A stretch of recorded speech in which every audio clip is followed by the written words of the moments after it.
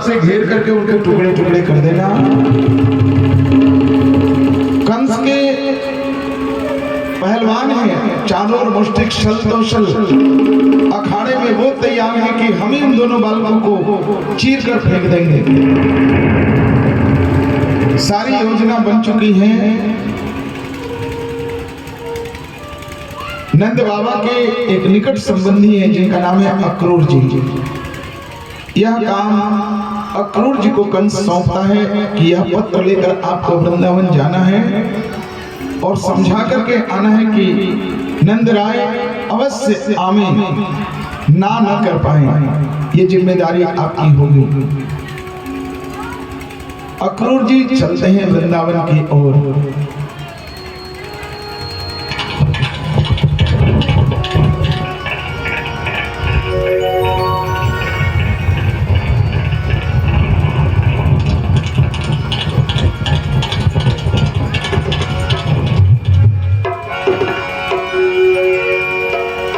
मन चल वृंदावन धाम,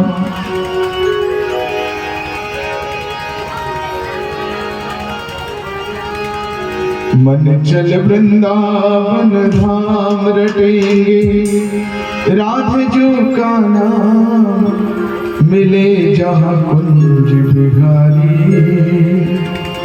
और के कामरकारी।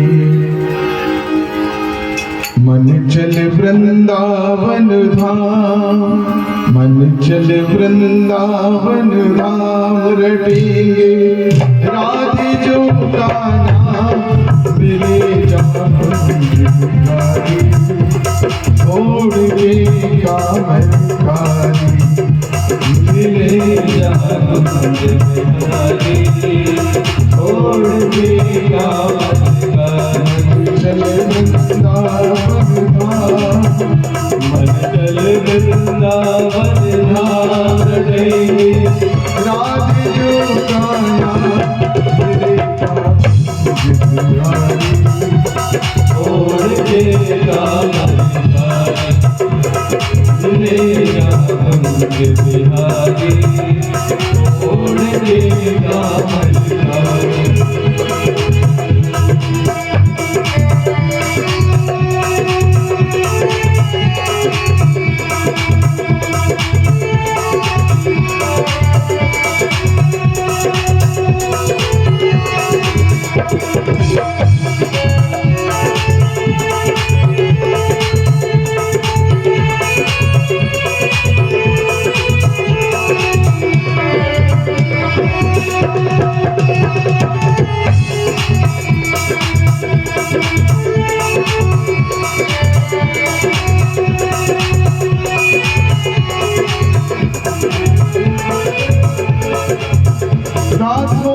हम यमुना के तट जाएंगे, रातों हम यमुना के तट जाएंगे, पल पल अपना जीवन सफल बनाएंगे।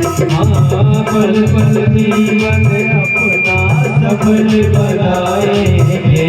पूर्ण होवे सबका, पूर्ण होवे सबका, रटेंगे राधे जो का नाम, मिले जहाँ बिहारी, छोड़ के कामरकारी, मिले जहाँ बिहारी, छोड़ के कामरकारी।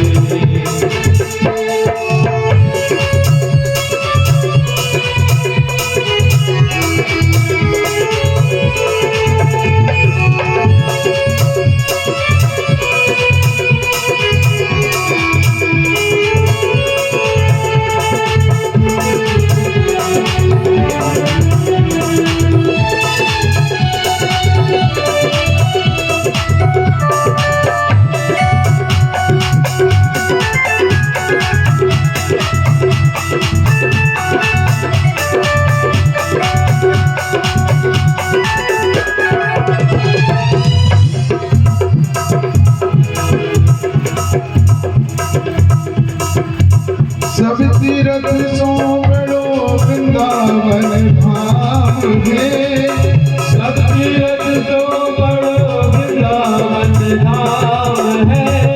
सब नामन में बड़ो श्री राम नाम है। हाँ, सब नामन में बड़ो श्री राधा नाम है। दोनों श्यामा श्याम, रहे दोनों श्यामा श्याम, रटेंगे राधे जो का नाम लेगा। छोड़ देगा बलिहारी, हाँ मिलेगा बलिहारी, छोड़ देगा बलिहारी।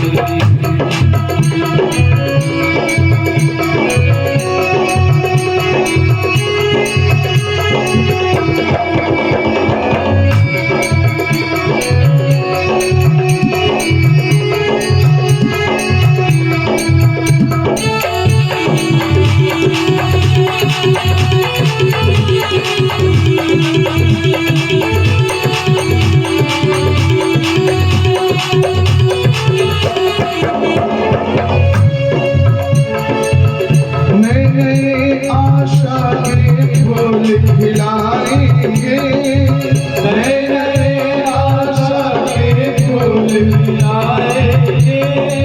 गैया चराते बंसी बजाते, गैया चराते श्याम सुंदर मिल जाएंगे। हाँ गैया चराते श्याम सुंदर मिल जाएंगे। सेवा करेंगे शुभ शाम, सेवा करेंगे शुभ शाम, देंगे राधियों का नाम मिलेगा। छोड़ देगा बलिहारी, मिलेगा बलिहारी, छोड़ देगा बलिहारी।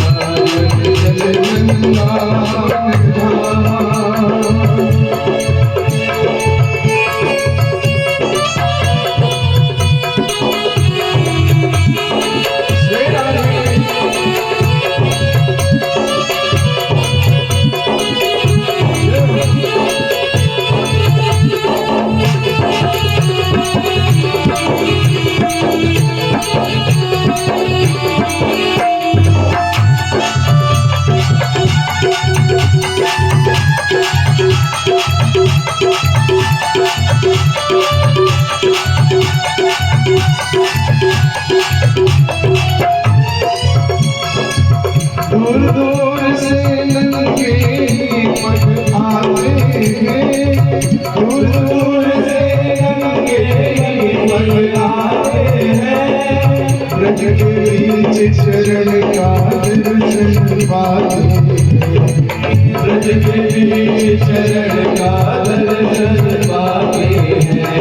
पूर्ण होए सबका, पूर्ण होए सबका, देंगे राधियों का नाम मिलेगा। छोड़ देगा बलिहारी, मिलेगा बलिहारी, छोड़ देगा बलिहारी। चल वृंदावन घाट के, राधियों का नाम लेगा बलिहारी, छोड़ देगा बलिहारी, मिलेगा बलिहारी, छोड़ देगा बलिहारी, हाँ मिलेगा बलिहारी, छोड़ देगा। बोलिए वृंदावन बिहारी लाल की अक्रूर जी चलते हैं वृंदावन की यात्रा में। जैसे ही वृंदावन की सीमा आई, अक्रूर जी रथ छोड़कर उतर गए हैं। यहाँ हमारे प्रभु नंगे पांव चलते हैं और हम रथ पर सवार होकर के चले। नहीं नहीं, ये अच्छा नहीं होगा। सही बात।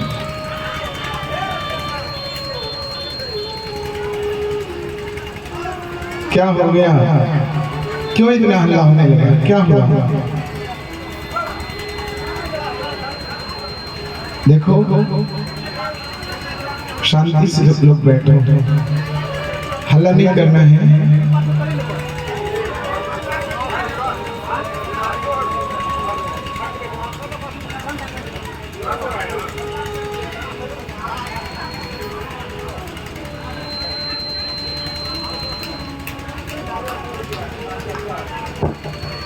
बहुत सुंदर, बढ़िया,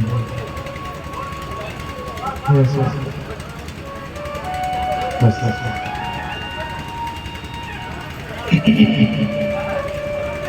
अक्रूर जी वृंदावन में प्रवेश करते हैं, मन में विचार करते हैं,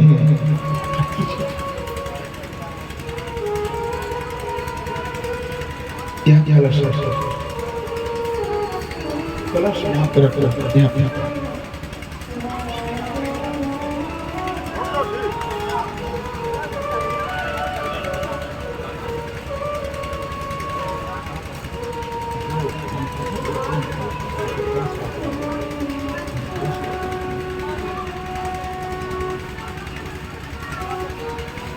अक्रूर जी मन में विचार करते हैं, कितना अच्छा होता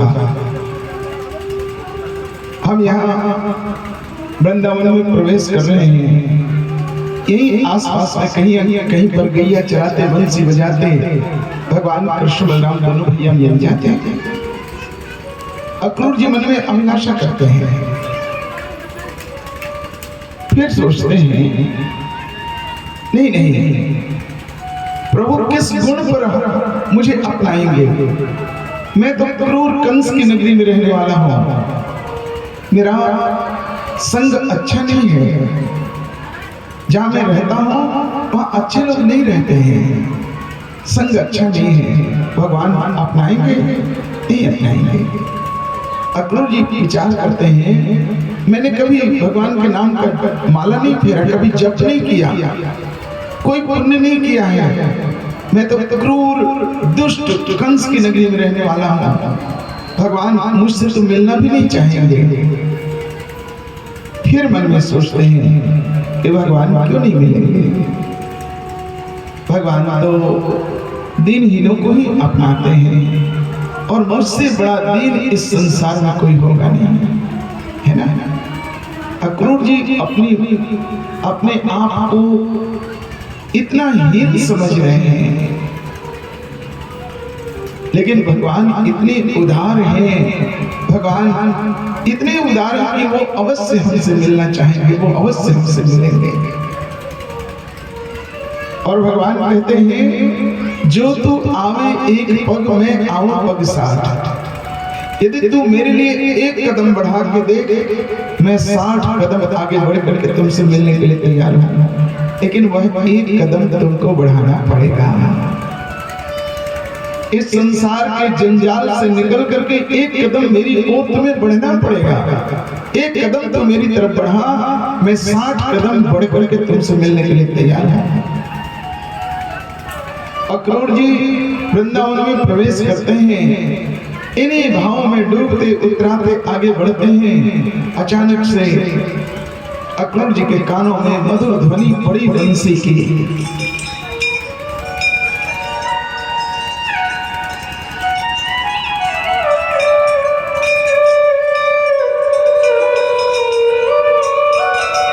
अक्रूर जी को जैसे लगा कि निष्प्राण शरीर को प्राण मिल गया है। भगवान की कृपा का अनुभव करते हुए बंसी ध्वनि की दिशा में आगे बढ़ते हैं। अभी अक्रूर जी प्रभु को देख पाते, प्रभु की नजर पड़ गई, दाऊ भैया अक्रूर चाचा आ रहे हैं। दोनों भाई दौड़ पड़े, आके चरणों में प्रणाम किया। आज अक्रूर जी अपने भाग्य पर इठला रहे हैं। मेरा भाग्य तो देखो, जिनके बारे में आज तक वेद पुराणों में सुनता रहा, आज उन्हीं को देखने का अवसर मिल गया, आज उन्हीं से मुलाकात हो रही है हमारी। प्रभु को निहार रहे हैं, देख रहे हैं। प्रभु के अक्रूर चाचा बिना किसी सूचना के अचानक से आपका आगमन। अक्रूर जी कहते हैं प्रभु आपके दर्शनों की इच्छा हो गई, मन में आया आपका दर्शन करें। अब बालकों से कहने वाली बात तो थी नहीं। भगवान कहते हैं चले घर चलते हैं।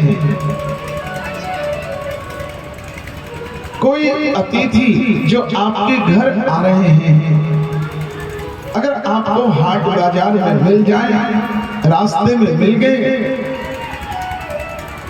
आपके घर आ रहे हैं और आप कहीं जा रहे हो, तो मर्यादा कहती है आपको वहीं से लौट जाना चाहिए। उठ अतिथि को लेकर के आप घर चले आइए, पहले उनका आतिथ्य सत्कार कर लीजिए, उनसे आज्ञा लेकर के फिर आपको जो काम करना हो आप जाइए। ऐसा मत कीजिए कि चलिए नहीं हम आवे छे तुरंत आवे छे हटिया करके, ऐसा कह करके अतिथि को आगे मत बढ़ा दीजिए, क्योंकि वो नारायण है, वो भगवान है, जिनके लिए आप अगरबत्ती धूपबत्ती ध्यान करते हैं ना, वही है वो। उनसे कम मत समझना।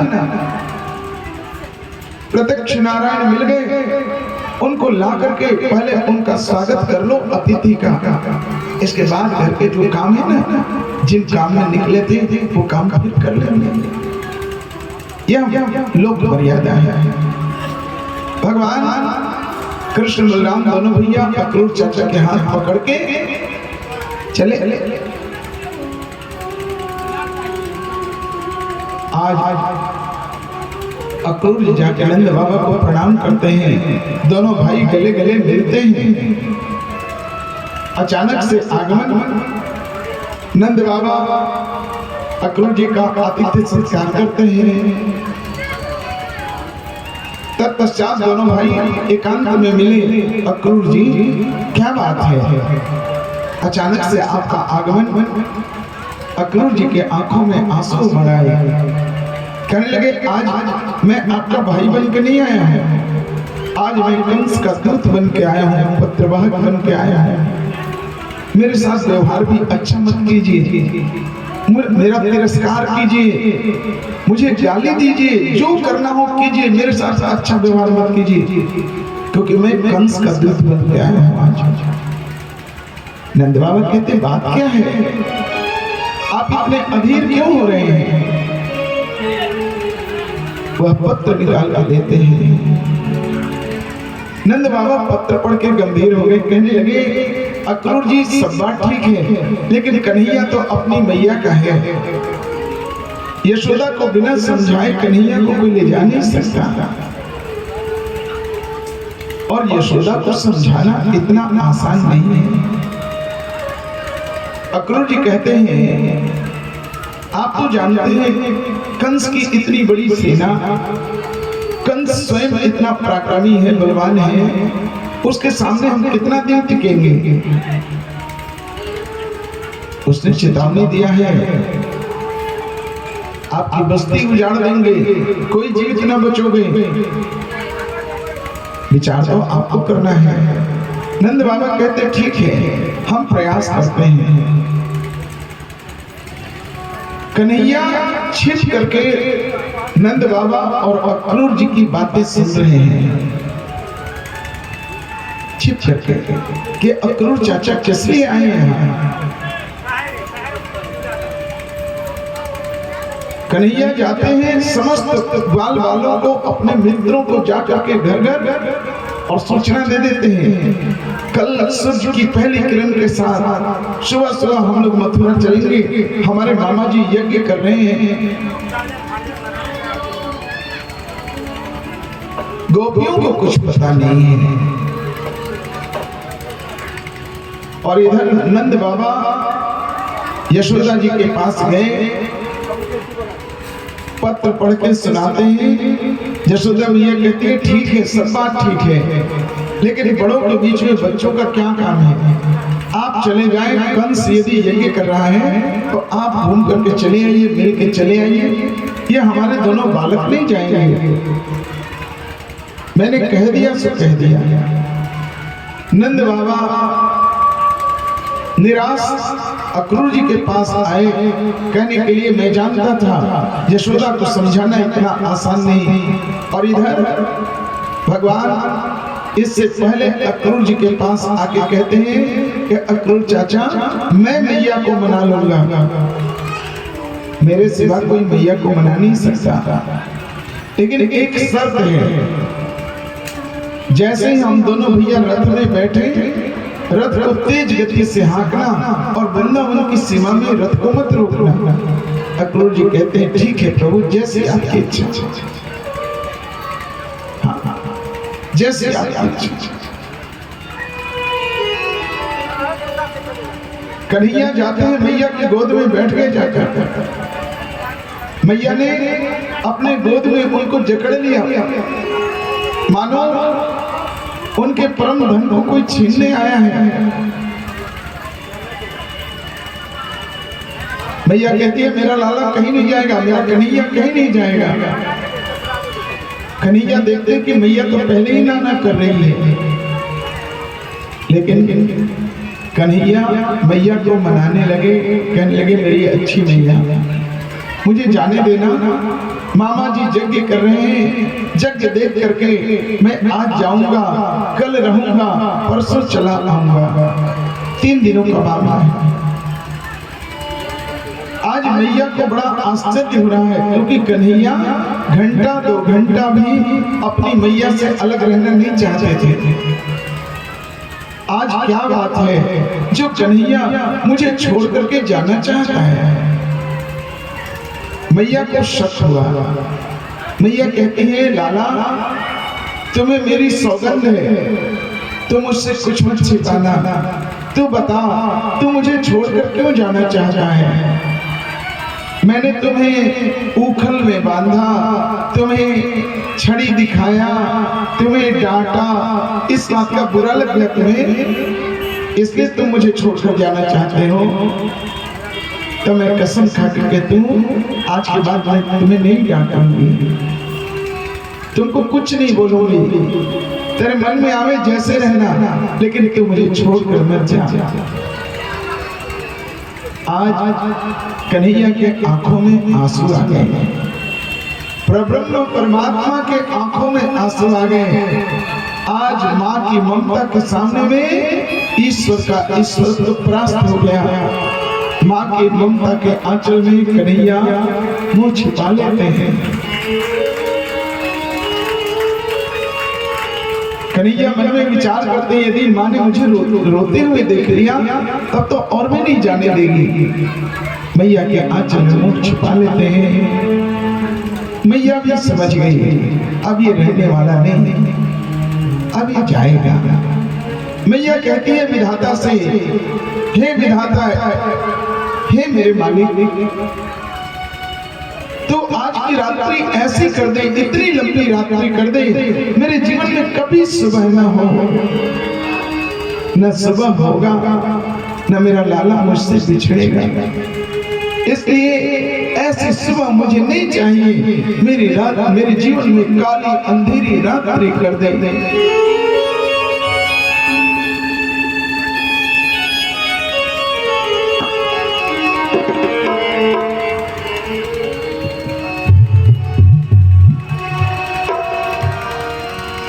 सजन सखारे जाएंगे, मेरे नैन मरेंगे रो, विधिना ऐसी रैन कर भोर कब होना हो। चले जाएंगे बिहारी जी, सुन लो अर्ज हमारी, चले जाएंगे बिहारी,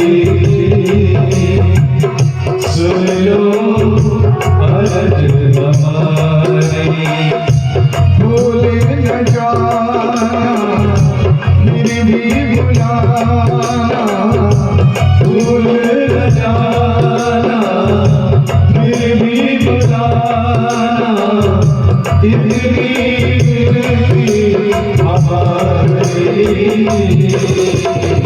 चले जाएंगे बिहारी जी,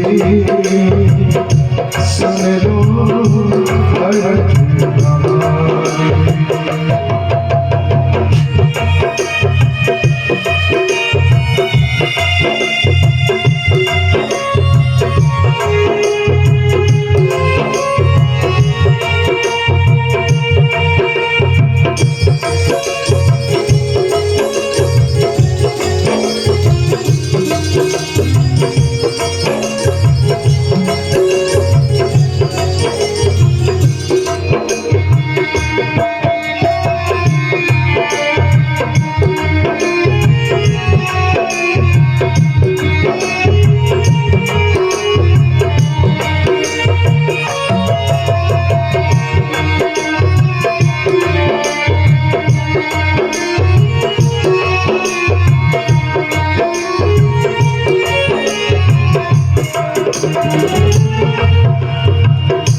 कैसे कहूँ क्या बीत रही है ओ मेरे बाकी बिहारी। कैसे कहूँ क्या बीत रही है ओ मेरे बाकी बिहारी। दर का भिखारी बना लो भगवन, इतनी अर्ज हमारी। दर का भिखारी बना लो भगवन, इतनी अर्ज हमारी। भूल न जाना फिर भी बुलाना, भूल न जाना फिर भी बुलाना, इतनी हमारी। चले जाएंगे बिहारी, सुन लो अर्ज हमारी। चले जाएंगे बिहारी, सुन लो अर्ज हमारी।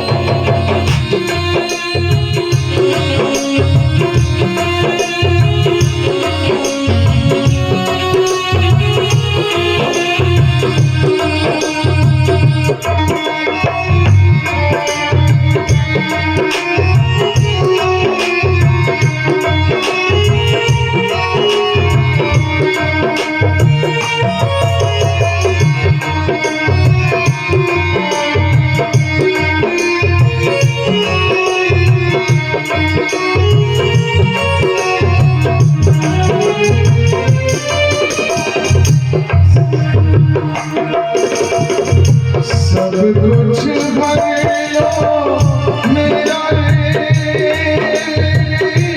दिल से कहीं न जाना। सब कुछ भर लो मेरा मेरे दिल से कहीं न जाना।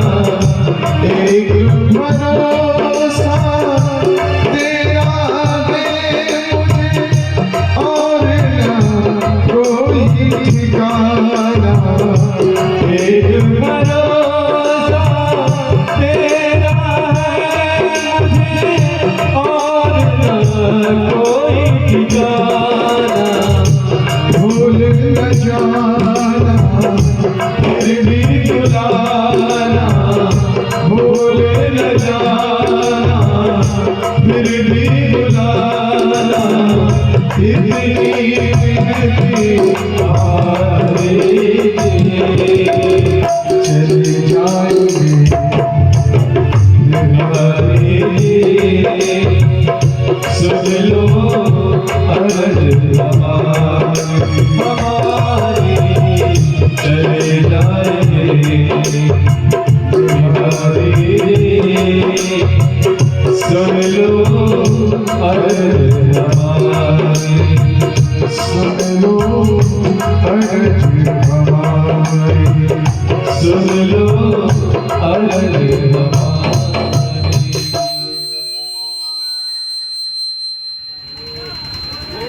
पूरी रात्रि बीत गई।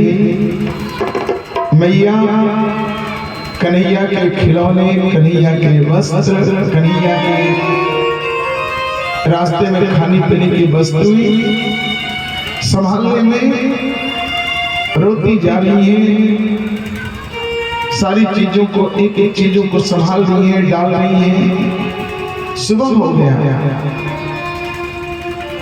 नित्य दिन कन्हैया इंतजार करते थे, मैया जगाएगी तो जगूंगा। सोए रहते, मैया आकर के मेरा लल्ला, मेरा कन्नुआ, मेरा कान्हा जब कहती तब जगते। लेकिन आज तो मानो गोविंद के आंखों में नींद ही नहीं, पूरी रात्रि जगे ही। नित्य दिन प्रतीक्षा